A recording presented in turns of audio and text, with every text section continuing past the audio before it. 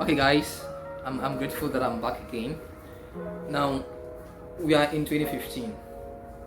In the year 2015, we continued our difficulties for 2014. Now, in 2015, Esther went back to school, so she was in school at that time, the university I mean, at that time. The first thing that happened was I had a call from one of her friends. Her name was Akofa. Akofa called me that I have to talk to Esther, and then the things she was doing, nobody could control her in school. So they called me, and thankfully they all knew me, that should anything happen and then I speak to Esinam, she will calm down. In fact, she listened to me. So when it happened, when they called me, I was like, wow, I started again. And then I picked the call, and she was in her friend's room. So I spoke with her. I realized that she was not taking her medication. I pleaded with her to take her medication. I told her things to do, and I spoke with her friends, how they should take care of her, how they should handle her and everything, and then she was fine. So she took her medication. I kept following up on her, making sure that she did. So I had to go to school there, on Legon campus, to go and check on her. And then she was doing fine.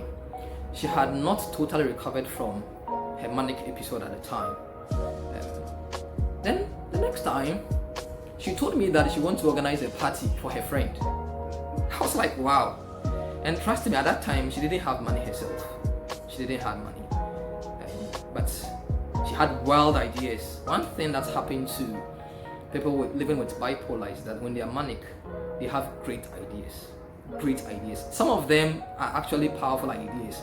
You may look down upon them, but those ideas are powerful. Other ideas, the least said about it, the better. But then, because I had learned to control her in a nice way, I talked to her out of the party, but it looks like she had made all her plans. She was going to host a party for a friend she barely knew in her room.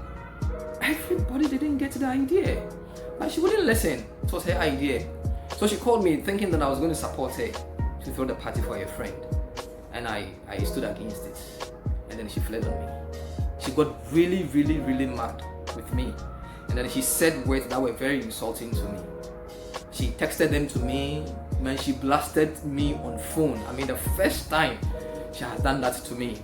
But then I was not perturbed because I knew that the situation she was going through, I had to understand her. I knew that it wasn't coming from her. When she is in her manic episode, I say, when Issa returns, I know how she will behave. Because she's a very respectful person. She's down to earth. She's very humble. She will never insult anyone. But when she's manic, she feels like she's a super girl, superwoman. She can do anything. I'm sure she thinks she can even climb a skyscraper. That was it. So she insulted me, and I didn't bother. The good thing is that when she was fine, she came begging. I didn't even want her to beg. I think I was at Action Chapel that time, and I was praying. It was one of the Jericho hours on a Thursday. She called me and I told her to come around. When she did come, I sat her down. I prayed with her. I told her I loved her, and that it's not her fault that all this is happening. But she looked so disturbed. She was so unhappy for what she has done. But I kept encouraging her that it is not your fault. And this is another trump card. I keep saying it. If you know anybody living with this, please, in that moment, it is not them. It is a different person altogether operating in them. Don't judge them by the way they are behaving at that time of their life. Just think that this person needs help, so I'm helping. Give the help to the person. When the person comes back to her senses or his senses, trust me, they don't forget. And that's the bad thing about it. They don't forget whatever they do in their manic episode or in their depression state. They don't forget anything. So when they are back to their self and they remember these things, they feel so guilty about that. Not me alone. There's this very close friend called Queen. Queen has been on the channel. I guess you have seen her. Islam gave it to Queen too. It was bad. And you know how ladies are. For guys, we know how to deal with these issues. We don't, but ladies, they had issues with it. So I had to talk to Queen. I kept talking to her all the time. Queen would send all the messages that Issy has sent. And Issy was saying that Queen has snatched her boyfriend. And it really got to the lady. So we kept talking at the backstage. I had gotten to understand what she was going through at the time. So any friend who felt hurt by what Issa does, I go in to explain to the person that, look, what is happening to her is not her. Give her some time. You will understand what she's going through. So I'll afford them the opportunity and the benefit of the doubt. They will give Issa the benefit of the doubt, and when she's okay, and then they understand that what I was telling them was true. Queen was angry. She was very angry. And then I came in. I spoke with her and everything. I understood that on campus, the kind of dresses she was wearing, she didn't know what she was doing. But when she's manic, she wants to dress in a way that everybody will look at her. She wants to attract attention. And Essa is a very beautiful person, and she's full. She's a plus size. She's beautiful. And then when she wears those things, she'll get people's attention. And those who knew her, that she was a cool person and everything, were surprised what happened. And then she caught a lot of attention. When she goes to lecture, she wants everybody to know that Charlie, the lady, has come in. She didn't care about anything. She was not shy again. She felt that she was the superpower. Everybody must look up to her. And that's one of the signs. I know these signs. But I found a way in talking to all her friends about what she was going through, and told them that is the point she needed their help, so they should come in.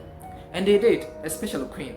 Queen did so well. Issa had to sleep at her end most of the time just to get over the situation.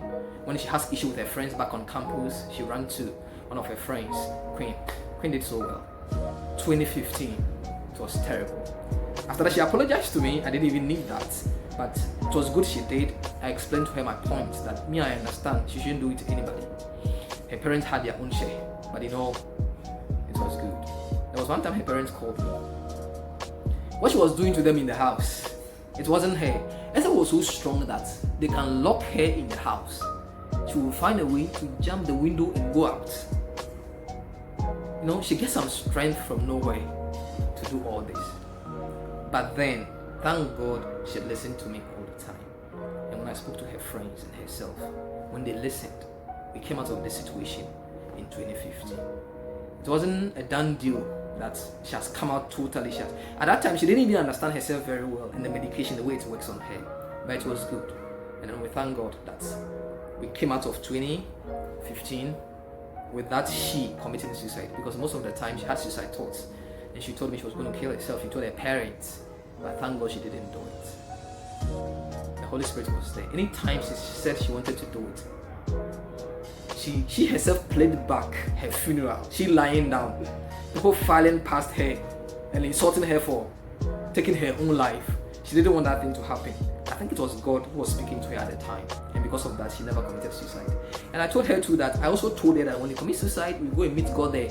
Why did you take your life? And this then played back in her memory, and then she never committed that thing. So we thank God for 2015. So one of the things that happened is that I also realized that in 2015 that when she's manic, she becomes spendthrift. She spends a lot on things she does not need. She buys things she doesn't need. I remember she bought some long shoe that she didn't need. How much was it? It was about 120 CD. I was shocked. At that time, I had just gotten to know that when she's manic, she spends a lot of money. She goes to the Accra Mall. Anything she sees, she will buy. And because naturally, she's a giver, she gives naturally. When she's manic, whatever she sees, she wants to buy and give it to all her friends, all her family members, anybody she knows. So the little money that comes, she spends it. She was owing a lot of money because she would borrow money from friends who didn't know. They would give her the money, and then she was so much in debt. So her parents has to come in and cancel her debts. And most of her friends also recorded the debts they were owing as bad debts. They have to let it go, write it off. At that time, she was looking for money, so anywhere her money is, she go to her bank account, clean the bank account, go and buy everything. When they give her money to buy a specific thing, book, trust me, she'll go to Accra Mall, buy bracelets, buy watches, buy bags. She can carry 3 bags at the same time. So when she comes to visit me at the SU office, she's carrying a lot of bags. I'm like, wow. But I never ever spoke against that. I found a nice way to tell her that, oh, when I come, you just put this one there and come. This is nice. Use this one. If you tell her in her face that it is wrong to do this, she'll flare on you. She'll just give it to you like that. So they spend a lot when they're also manic. But we thank God that we're able to sort out all that. Let's sit down. So in 2016, as Essa is a French student. She read French, and she had to go a year abroad, either France or Benin. We're praying about it. So level 300, they started the process. She told me she doesn't deserve it, so she's not going. She doesn't think she will go, but she really wanted to. That means that if you don't have scholarship, the school does not give you scholarship, you have to pay for it yourself. First time she wanted to go to France so badly she wanted to go to France, and I supported her going because I really wanted her to go. But then God had different plans for her, and I kept explaining the plans of God to her. So when she told her mom, they didn't actually, her parents, her mom and her dad, they were against she leaving either Benin or France. They didn't want her to go because of her condition. They didn't want her to go. But me, I told her that she has to go to Benin, because I knew she needed a change of environment, and I knew it was going to help her. The kind of system that she was in, the kind of environment, home, school, she has realized that she has displayed, if I say display, misbehaved in quotes. And then people have gotten to know her, both at home and in school. And so she wasn't confident about herself. She felt she was not important any longer to people. She didn't see herself as a good person, somebody worth of, She didn't think that she is somebody that she should be loved. I saw all that. Even though I was encouraging her, I told her that going to Benin is going to help. So in any way, I'm going to do my part for her to go to Benin. I will do. Not financially. We're going to pray. I told her to believe in God. Her parents had told her not to go. But I had told her parents that it is important she goes. They were afraid that one day she will be in Benin, and then they had to bring Essie back to Ghana. Why? Because she's manic and nobody can control her. But I was thinking that the change of environment will let her think twice on the things she was doing. Because I remember I kept telling her that even though this sickness is not her fault, she has total control over it, depending on the things that she will do. I kept telling her that she had control over it. And I wanted her to go to a place, an environment, where she will be alone and not dependent on anyone, so that she can control this thing herself. She understood, but she felt it was difficult for her to do. Long story short, the list came. I think for the first time, her name was not there. When she checked the list, she was the last person on the list. And she was shocked to the bone. In fact, she was so scared that the list would be redone so that she'll be out. But I told her that God is doing it. God has given you this scholarship. You are going to Benin without paying a dime. And the government of Ghana is going to give you even allowance, a stipend. She was so afraid that she wanted to register early so that her name would not be taken out. So we registered.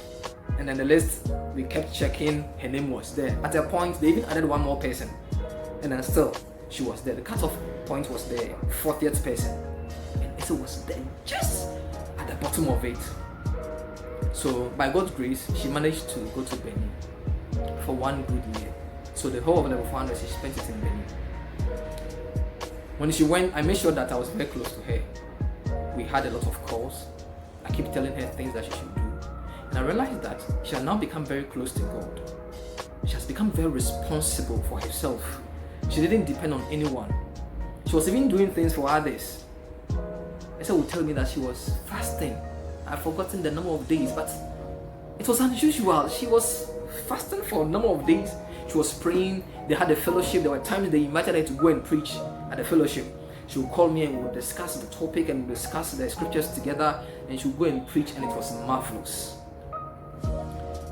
It really helped. 1 year in Benin, thank to God and Essa herself for taking very good care of herself and not going into any relationship. At that time, she lived a very good life, free of any episode. She never ever experienced any episode in that year.